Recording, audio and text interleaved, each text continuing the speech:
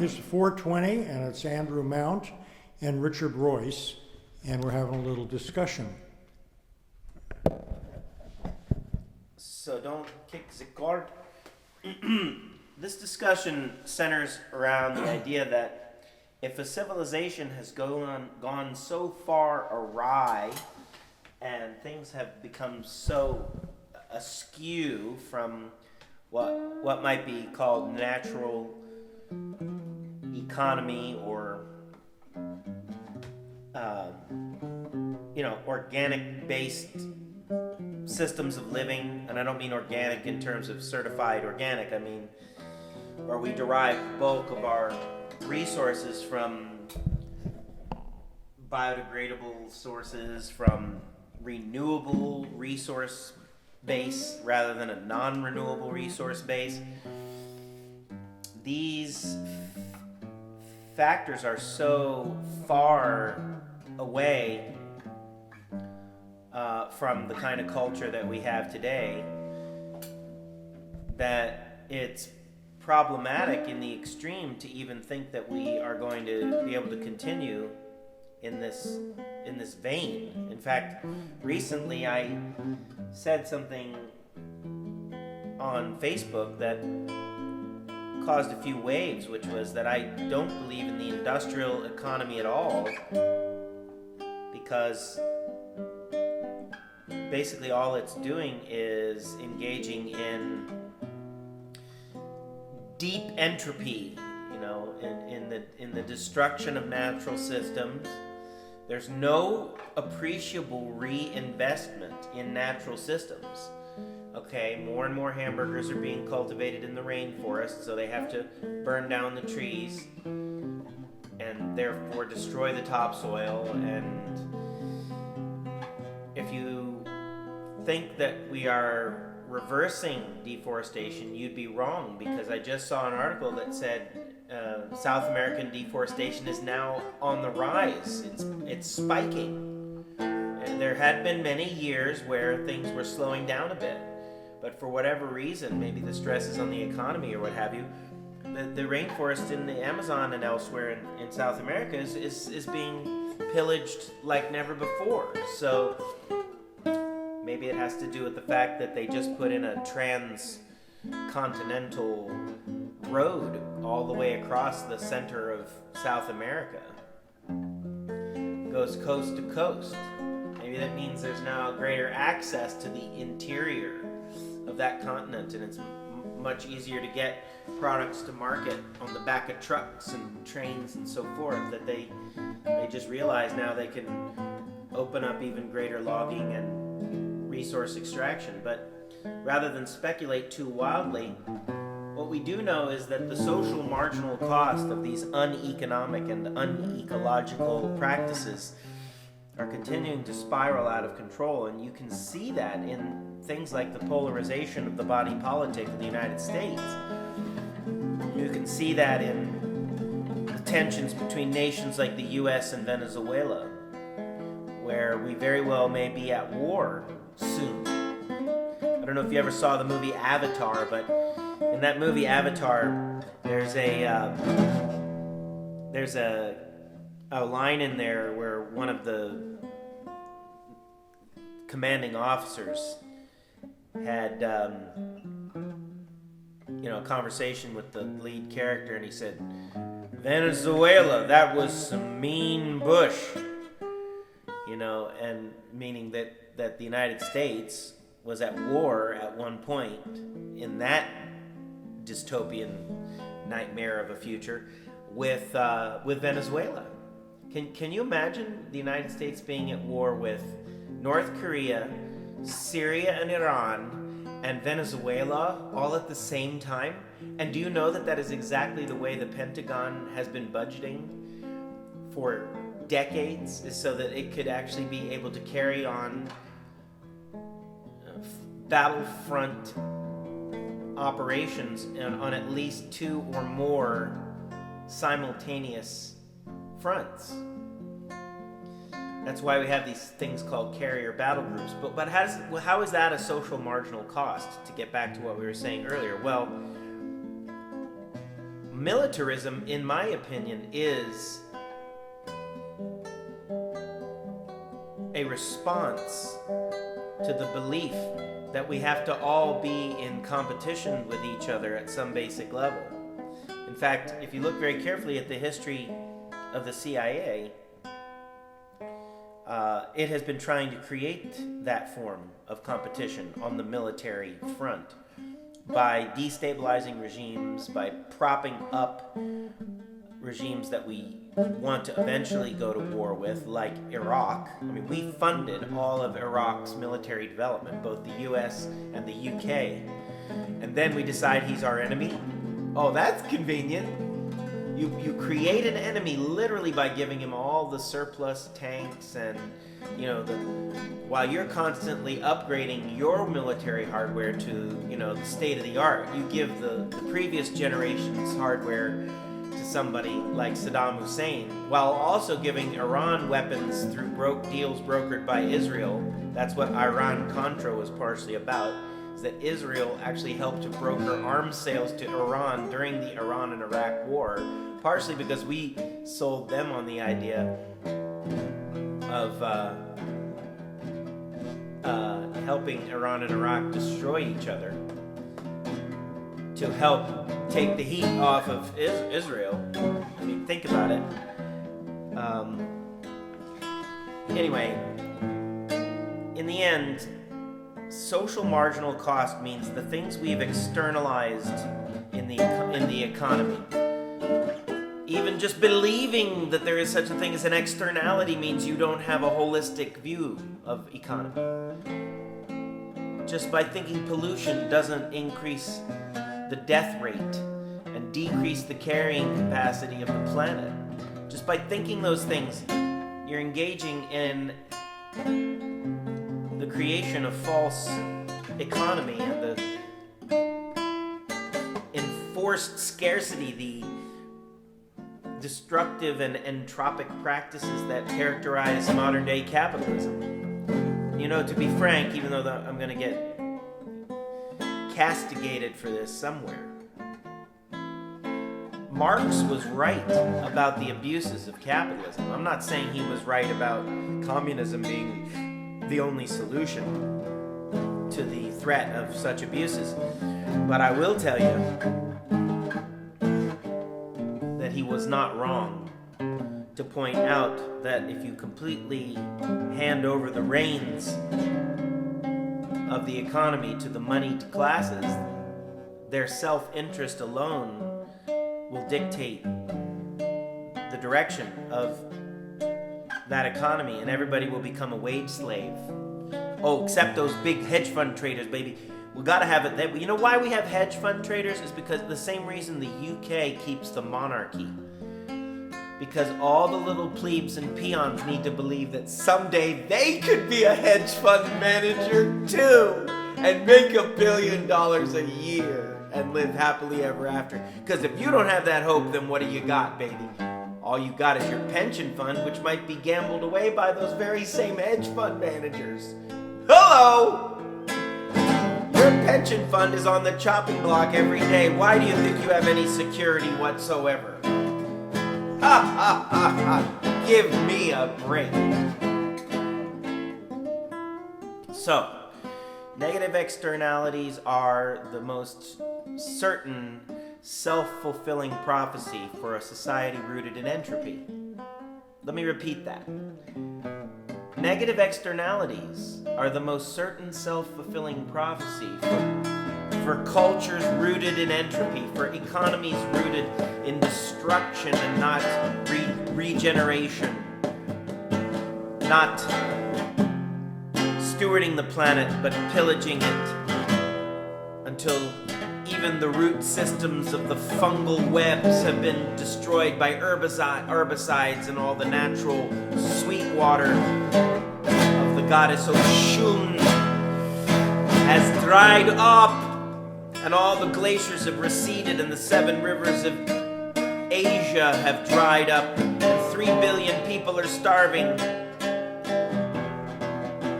and the guitars play on the radio while people are starving in India. Bollywood is still making films and Netflix is still streaming across your Wi-Fi while 3 billion people are dying in India and Africa from starvation. And you're okay with this? Yes, as long as Netflix keeps playing, I'm okay with it. Just make sure I can also listen to Pandora at night so I can sleep and take my mind off of all of this destruction I am wantonly engaged in through my patronage of the death economy. Please let me have my Netflix, baby. Let me have Pandora. Let me live in abject poverty while I'm rich as hell. While I'm rich as hell. Let me lose my soul and gain the world. Let me fill the hole that ends my world. Let me never know life without God. My God is money. My God is the hole in my wallet through which it continues to slip. The vacuous entropy of a culture in denial and decline. The ending of all things, as they say in The Lord of the Rings. Even after we've destroyed the Ring of Power, we will be faced with the entropic structures that it had created. It's not enough to get rid of Sauron, you have to rebuild the world. And so, today is the day of the reconstruction, not the deconstruction as the Steve Bannons of the world and the Breitbart medias of the world would have you believe is necessary. Yes, we need to have clashes in the streets of Berkeley every day. We need to even foment that kind of unrest. That's what the deconstructionists, the deconstructionists will tell you we need, because universities are too liberal. And now they're so liberal that they won't even allow right-wing speakers like Ann Coulter to come and speak. So actually, their argument is false. How can a university be too liberal if it won't listen to white supremacists come and talk? It can't be, okay? You see, cognitive dissonance prevails in today's postmodern chaos of a society. Yeah, Richard, rock on, bro. We need to start a band.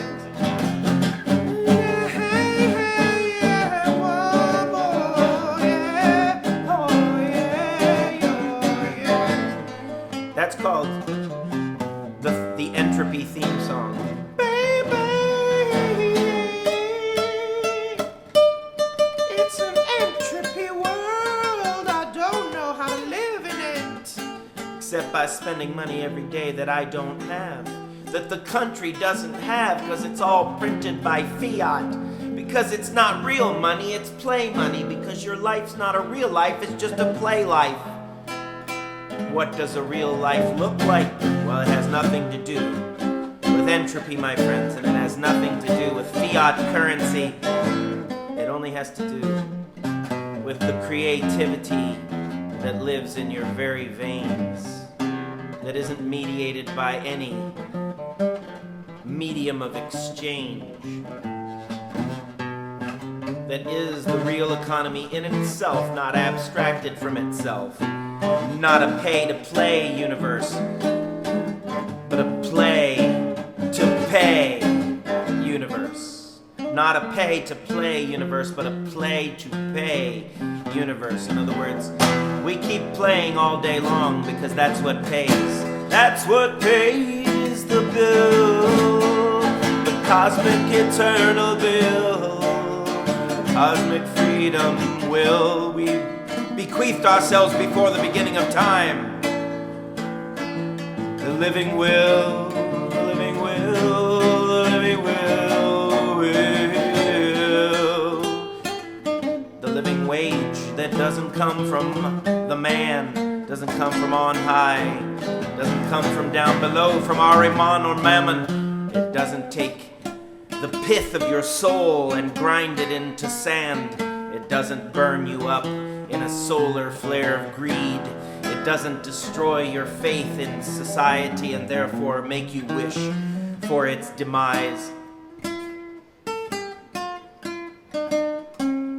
Humanity is not grist for the mill.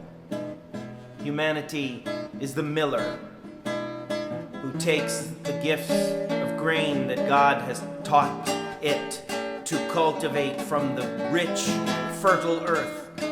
And then the grist is added to the mill, and the grain is added to the mill, and the bread made from the resulting flour is the stuff that allows man to cultivate yet more grain, which is not entropy, my friends. How little food do you need on a daily basis to plant a few seeds and cover them over with soil? Don't you know that agriculture is our best hope, said Thomas Jefferson to Dr. Washington. So Dr. Washington could be learned of. Now we know he wasn't really a doctor of anything but military strategy and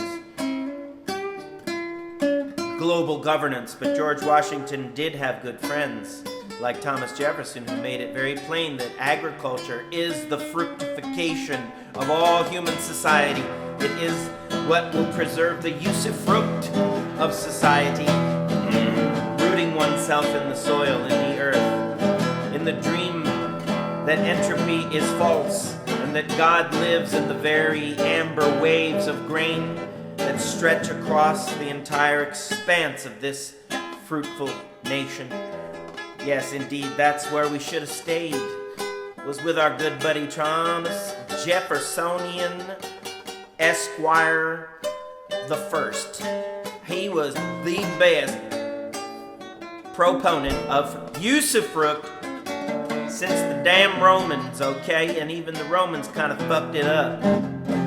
Hey, I'm glad to say that's the first time I swore in this whole recording.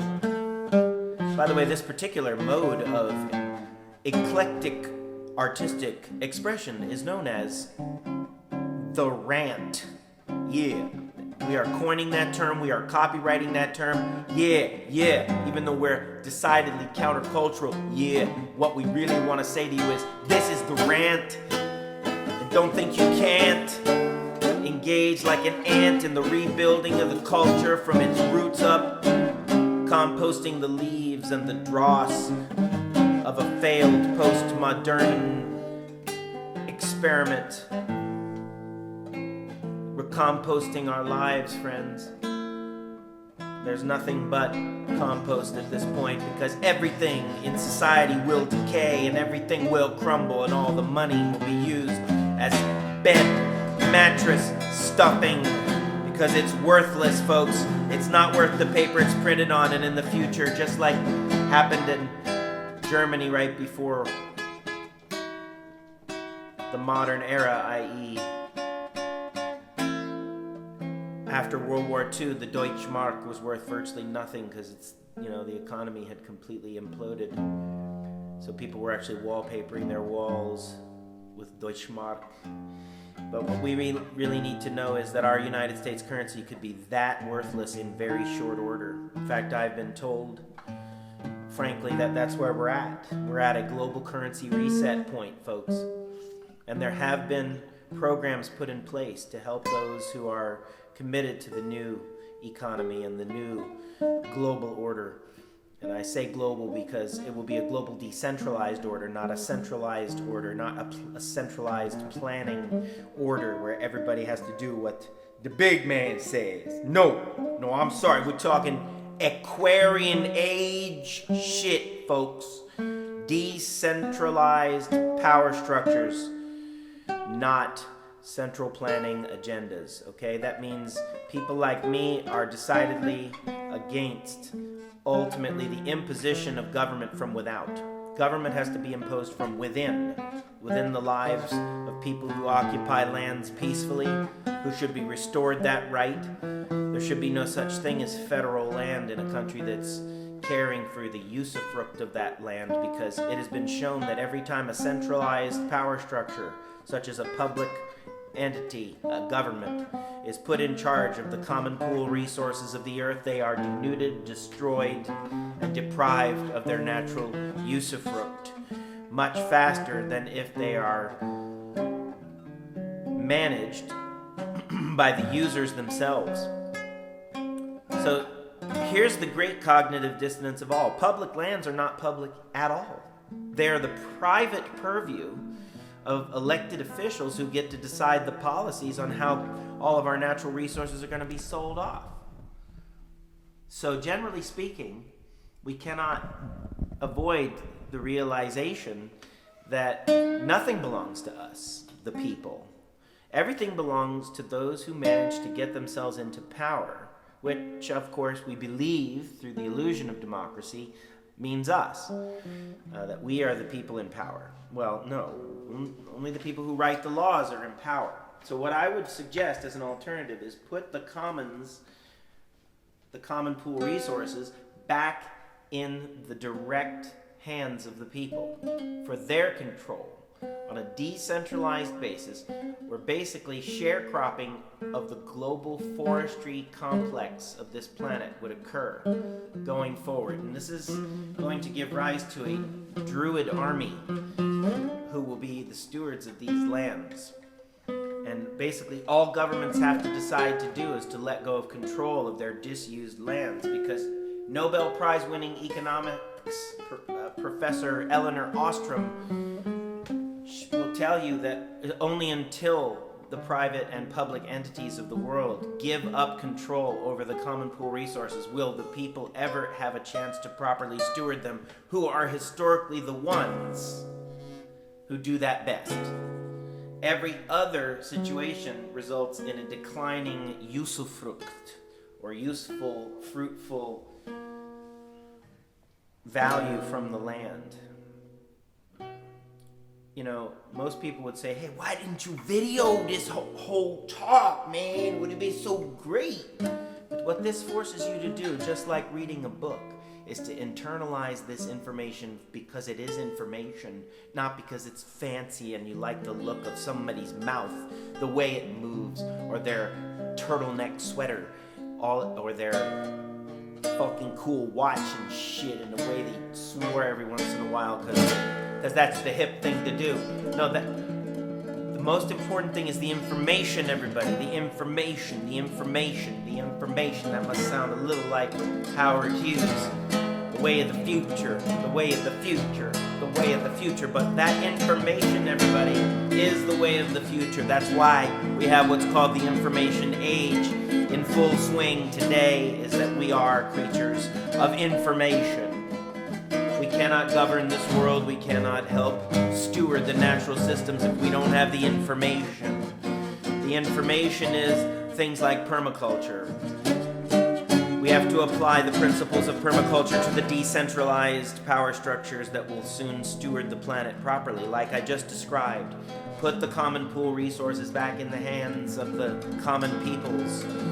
Take them out of the hands of governments. Governments do not represent the people, and they certainly do not represent nature. The people themselves can do just fine if they're given access to the resources. So we basically don't nationalize the resources of the planet. We denationalize them. We commonize them. We decommoditize them. We commonize them, return them to the commons. Hello? That means nobody has to pay to play, they just play to pay. And it's that simple, everybody. Because those people will be more inspired. They will work more overtime hours for no pay.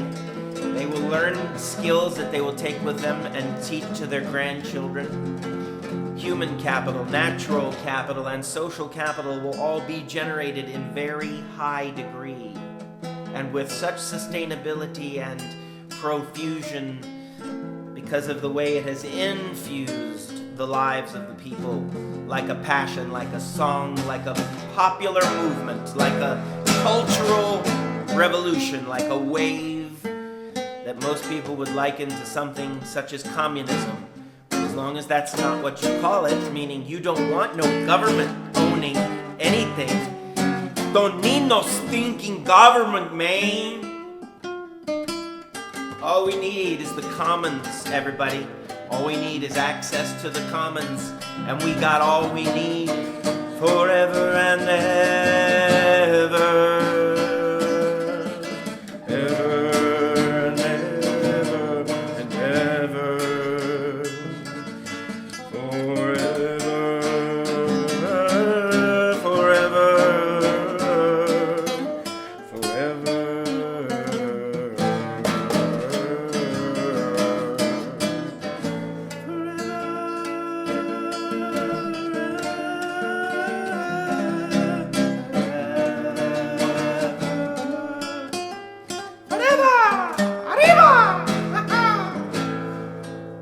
Forever and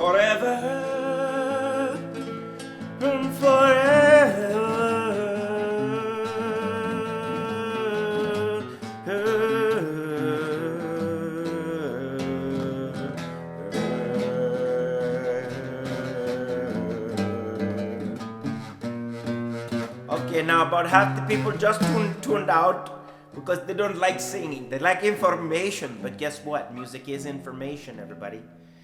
It's information without syntax. It's information about the emotional lives of the people creating it. It's about humanity, dodo brain. Even the little accent might be some music, you know. There's some context there, no syntax, just context, no content. There's no content, it's just context, everyone. Check it out. Okay, now you've totally lost us, dude. You totally lost us down the drain of history there. So the information can return at any time. All you have to do is beckon it forth from the gnosis of your own being. Don't listen to the sordid rhetoric of the common age, and don't listen to the false narrative of the false economy that tells you everybody needed a big fat gold chain and a sports car, and possibly it should be like a Tesla with like a lithium battery so you can be an eco-apartheid practitioner, meaning only the rich get to be sustainable. That's why you need a Tesla, man. That's why I don't like this industrial economy, because it tells you you need shit like that to be sustainable. All you gotta learn to do is get back to nature.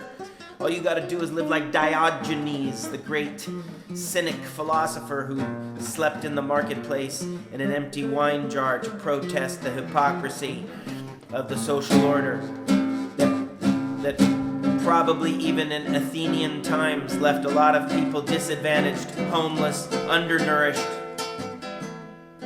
And if you have such people, if your economy is competitive and has negative externalities and social marginal costs, like cancer caused from pollution, then you have no compassion whatsoever, and you deserve to be brought low by the principles of nature herself. That only permacultural techniques applied to social and economic systems will have any hope of delivering us out of this morass of morbid consumption, this morbid consumption we call our democracy. It just allows us what? To democratize the destruction of the planet? Yes, I want to do that. Yes, I want to destroy the planet so I can have my nice digital watch and my nice Tesla. Think about the countries where all the lithium comes from, everybody. You know what they're going to eventually start having to do is, if they want 1 billion freaking lithium battery-driven cars on this planet, they're going to have to start sucking lithium nodules off the floor of the ocean, which, by the way, could destroy up to the size of the United States every year easily in the ocean ecosystems on the floors of the ocean if we start sucking up nodules of rare earths and gold and heavy metals from the bottom of the ocean where they've crystallized in huge chunks over the centuries and eons that the oceans have been here. That's actually one of the plans, you know, for how to keep this whole economy of everybody's got a cell phone and everybody's got a high-speed computer and everybody's got a computer in their car to handle their satellite radio and everybody's got cars that are hyper-electric, dude. Hyper-electric! I'd like to hear you play an electric guitar, Richard. But the point is, materialism has gone awry. It has gone terribly awry, and what we need to do is remember, just remember, that we didn't come here for this. What we came for was to remember that we are an outgrowth of nature herself. That we are like the octopus, we are like the fungal web, we are like the clouds in the sky, we are like the rays of sun that stimulate the aurora borealis. We are forces of nature. Our very intelligence is a force of nature bubbling up in us, as you have heard today, in a form that can only be likened to bardic reason, or the divine masculine embracing his feminine wise self. The great-grandmother spider weaving a web of truth and knowledge for all to follow like a roadmap to enlightenment. This is the way of things in the universe, that humans are not mere mushrooms, but we are the result of the cosmic mushroom that is radial free energy, pouring out of every pore of the universe at every infinitesimal point. These sounds cannot resonate in this atmosphere unless atmosphere were possible. This atmosphere could not exist without gravity. Gravity cannot exist without rotation. Rotation and gravity cannot exist without the radial energy forces that are impregnated into the fabric of space-time itself. Now that progression of quantum information that was just relayed to you is rigorous. Okay? We talk about things like the photoelectric effect and quantum energy packets, and I can tell you that free energy is the ability to see the universe clearly. My mind couldn't work the way it does without that. Okay, so what Bruce De Palma, my teacher, said was, if you meditate on a free energy machine in your mind, it will give you free energy. So that's where it begins. Even the Chinese say the imagination leads the mind leads the qi, and the qi leads the blood. If all those things are connected, then we can create free energy machines today, because anything within the realm of imagination is possible. In other words, the information we're receiving from the universe is coherent information. This is not information that has come from a random source. It's information that is time-honored, that is connected through the eternal loops of time and timelessness that make up the entire quantum universe. So this is a broadcast. This is literally a timeless, eternal radio broadcast that's coming from Andrew Mount and Richard Royce, and the people who invented this device on which we are recording all of this information. Okay, they are all together conspiring through a universal symphony of intelligence to bring you this message. And like I said, humanity is no mere mushroom. We are the result of the cosmic mushroom that God ate to trip out on himself. And so God says, you can't finish the damn trip till it's over, because he took the damn mushroom. You know? Humanity is the mushroom that God took to trip out on himself. But what does tripping out mean? What does tripping out mean, everybody? It means see yourself clearly, because you have so many more eyes, like Grandmother Spider herself. How do you think she's able to weave such an incredible story? She got more than two eyes, bro. Grandmother Spider got eyes all over her body. All over. She see everything, man. She's got the full 360-degree spherical view of the universe that you and I don't. At the same time. She sees it all at the same time, okay? It's instantaneity of consciousness. She doesn't have to look at one thing and look at another. She sees them all, how all the properties and all the principles are connected to each other like strands, and all the anti-properties and anti-principles are connected to those same principles through the same strands. So everything in life is on a continuum. If people don't listen to this, they'll be missing like a smorgasbord of information. Because if you meditate long enough on what I'm saying, you too will start thinking like me. So be careful. I'm a mushroom that you're eating right now.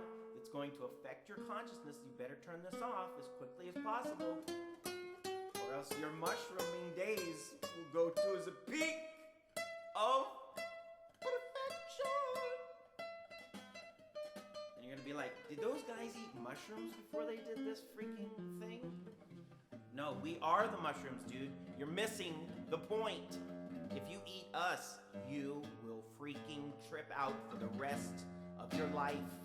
You don't want to go any further down this road. This is Morpheus telling you you have only one choice now, which is the red pill or the blue pill, bro.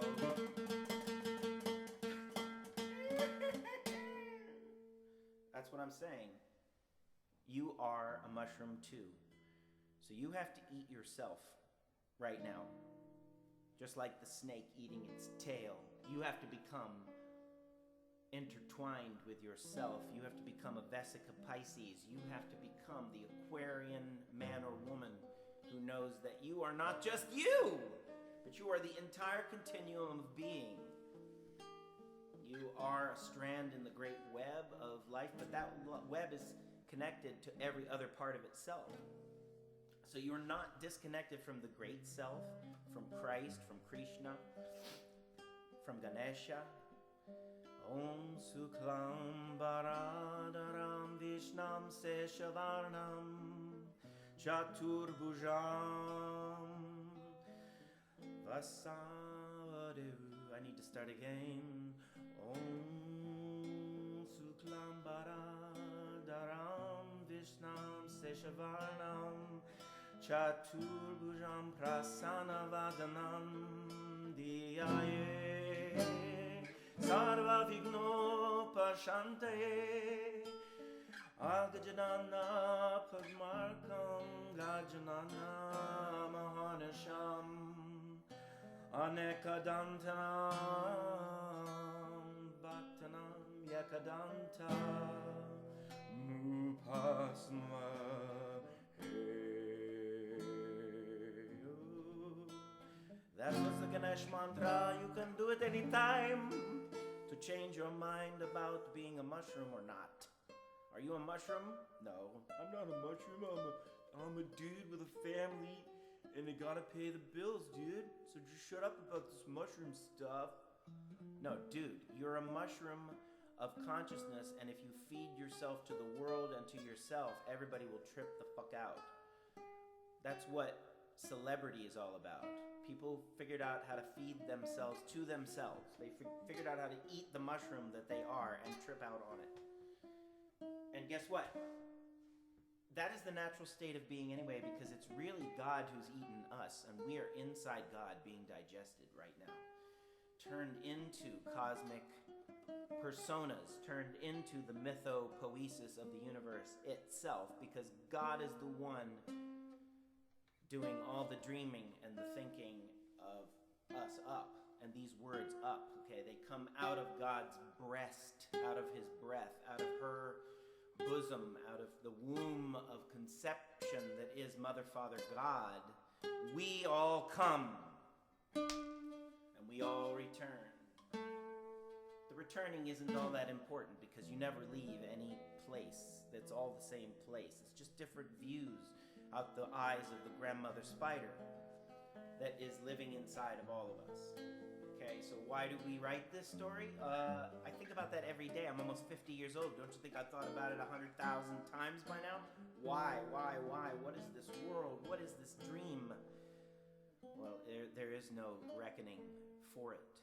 But if you read the ecstatic poets like Rumi and Hafiz and Kabir, you might understand that some people allowed Mother Nature to take the tops of their heads off and break open their hearts so that the entire universe spilled into them and out of them like a torrent. Xanadu did Kubla Khan a stately pleasure dome decree, where Alf the sacred river ran through caverns measureless to man, down to a sacred sea. A sun-drenched sea, or something to that effect. But at any rate, a sunlit sea. A sunlit sea. So we are living on the quantum sunlit sea.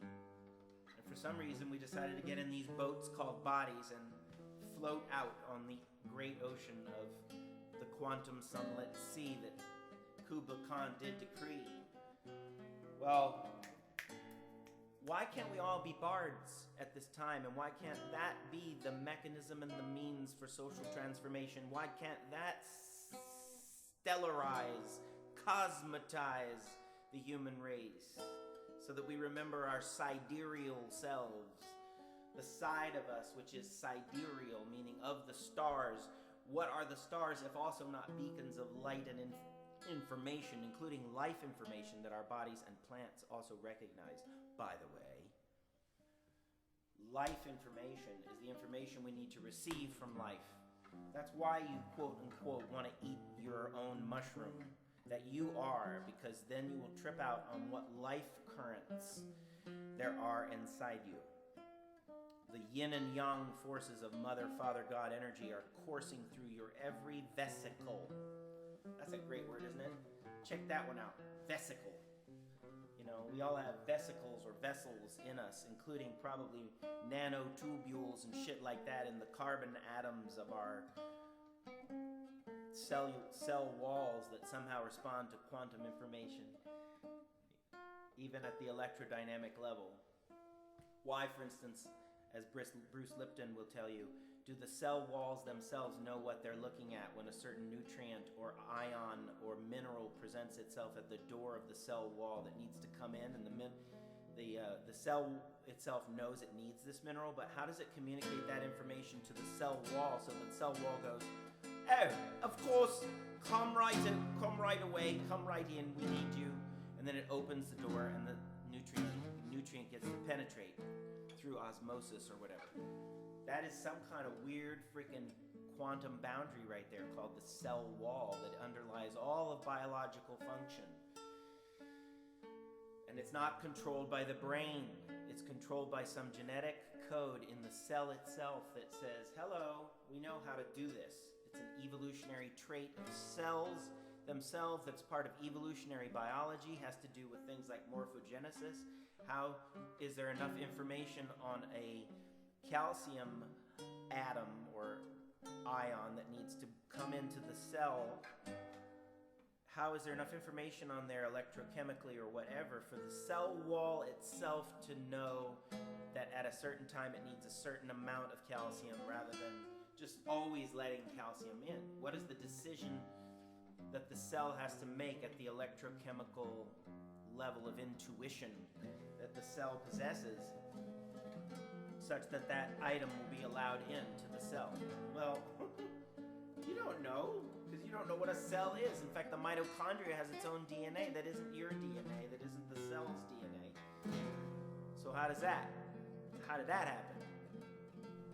Well, look, we don't have to know everything.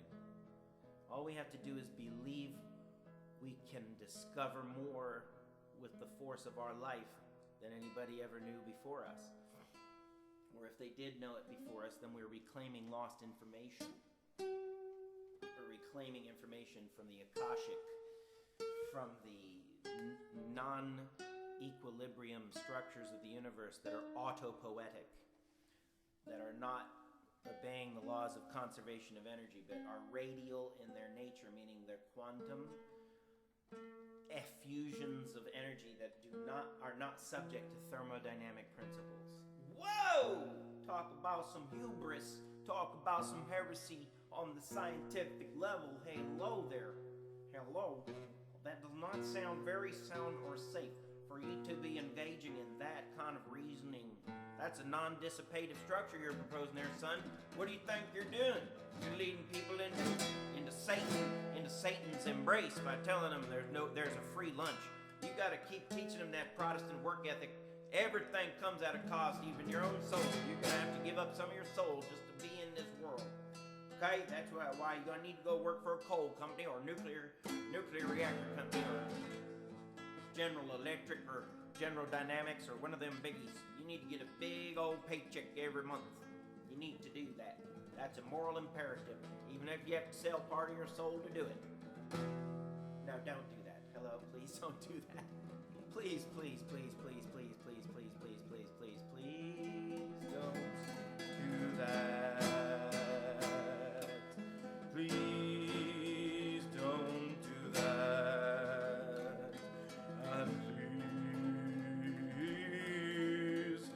don't do that ever again.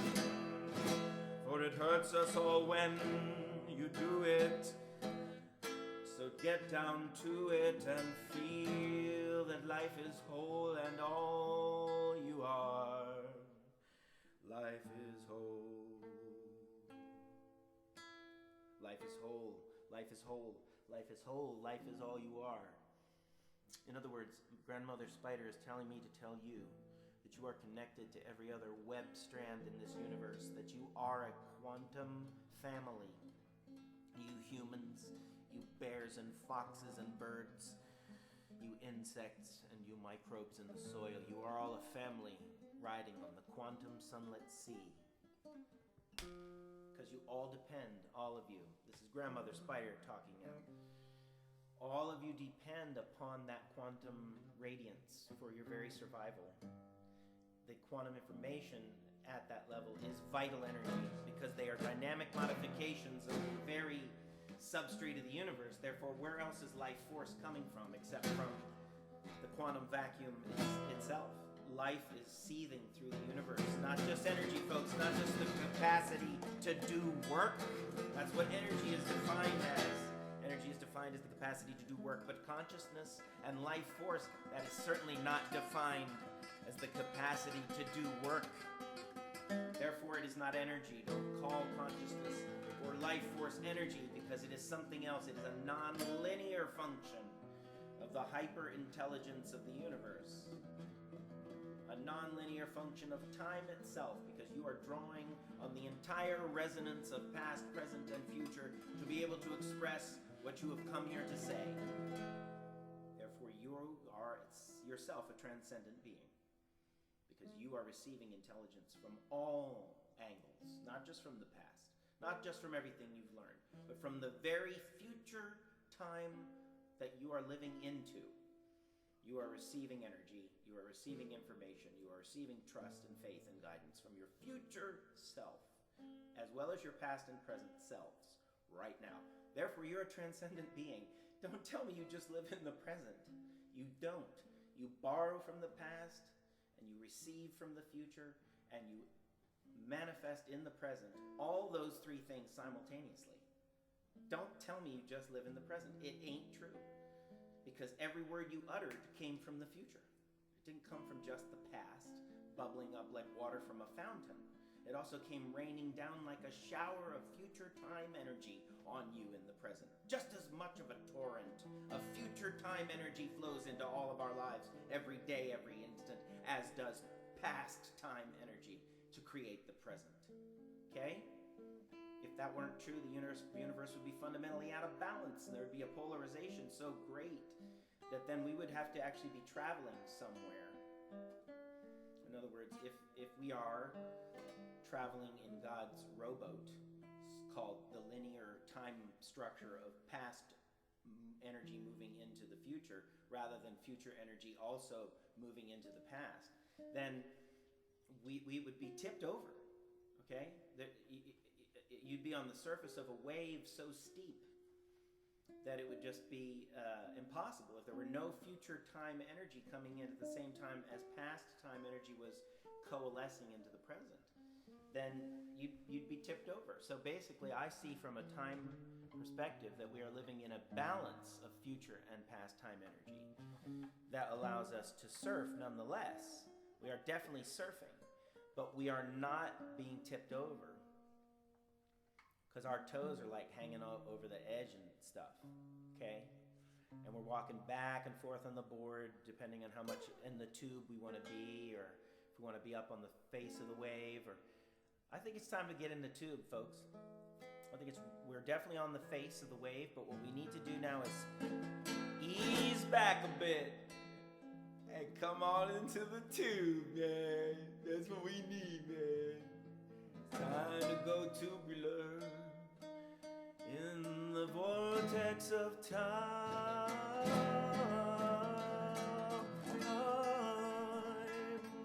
in the vortex of time.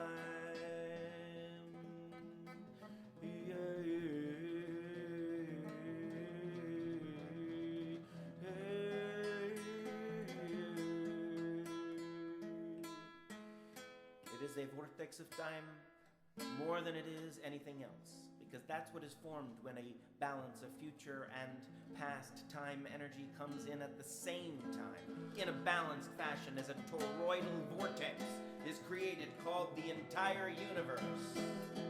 The present moment that you glimpse through your eyes is a convergence of a perfect balance of future and time energy that has made a vortex of space-time so large as to be invisible to most of your telescopes.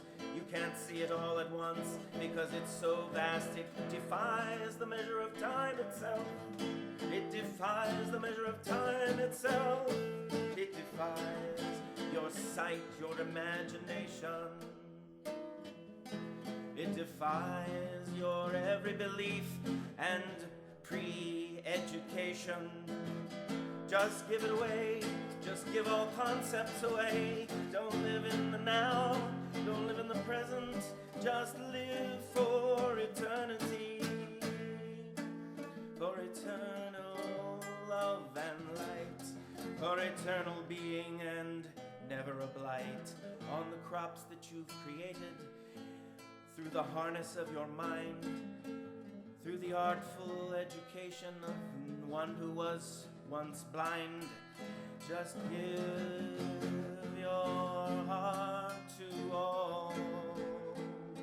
Just give your heart to all.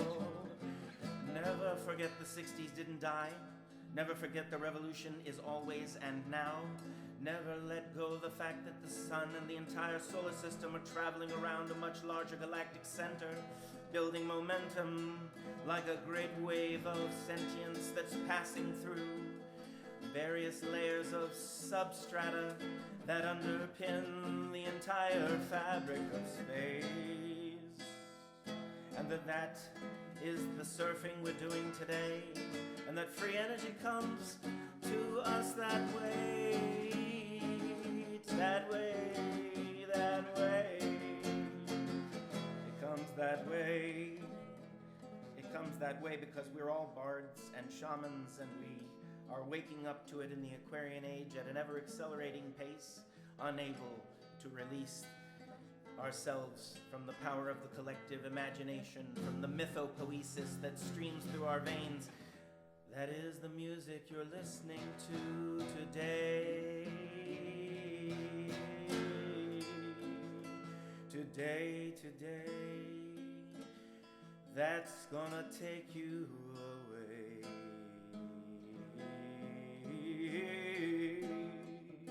Gonna take you away.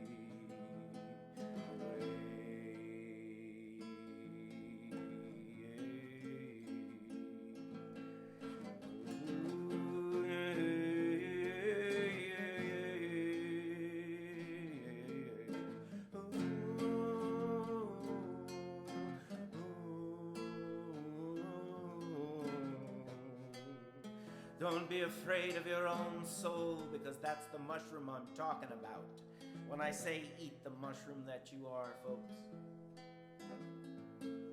I mean the ambrosia of your soul. You must drink of it every day. You must never forget that it was given to you from time immemorial, and that is the bard you have always loved, always known, always appreciated, and this is the bard's gift to you, that the bard is only one of us, and we must all love him like Rumi loved and praised the beloved. You understand who the beloved is, don't you? It's you, me, and everyone else, rooted in the non-linear, non-entropic free energy structure of love. That is this muse sitting between me and Richard right now, making this little production. Who is the transpersonal soul that weaves us together like a web? Is it Grandmother Spider like I think it is, or is it someone else? Maybe it's Oshun, who loves passion and music and sweet waters, to slake the thirst of those longing for heaven, because heaven has abundant ambrosia. The only reason you'd ever come to earth is to learn where the ambrosia springs forth from this crazy sphere of hatred and fear, from this human mortal realm. Only gods with real chutzpah come to the earth, because they have to recreate heaven down here, and that's exceedingly difficult.